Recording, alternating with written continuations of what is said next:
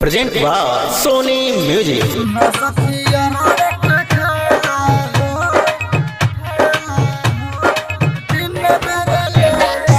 Music by S K. बहेलिया।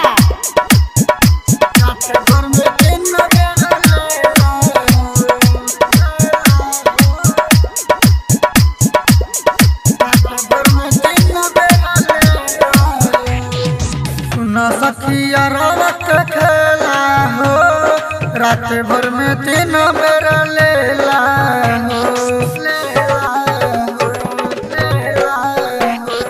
सुना सखिया रवक खेला हो रात भर में 3 बेर लेला हो।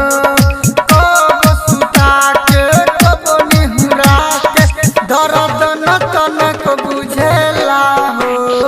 सुना सखिया रवक खेला हो रात भर में 3 बेर लेला हो। सुना सखिया रवक खेला हो 3 बेर लेला हो। Music by S K. बहेलिया।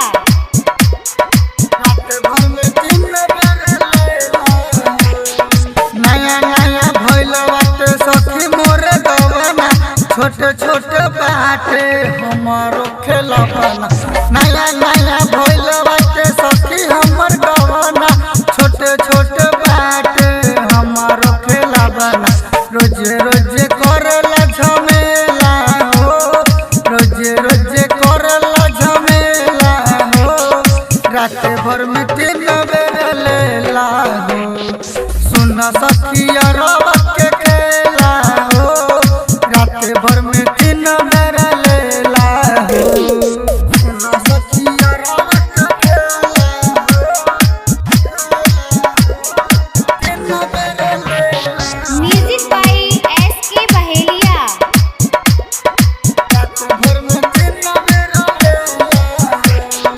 रहले अबुआ विक्रम बिहारी ले रहले पहिले उमाज। रहले अबुआ विक्रम बिहारी ले रहले पहिले उमाज। बबलू दीवाना करेला हो बबलू दीवाना करेला हो।